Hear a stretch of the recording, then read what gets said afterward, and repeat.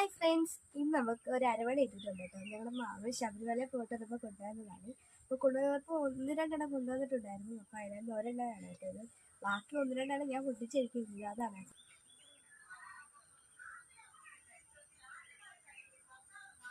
നമ്മൾ കഴിക്കുക.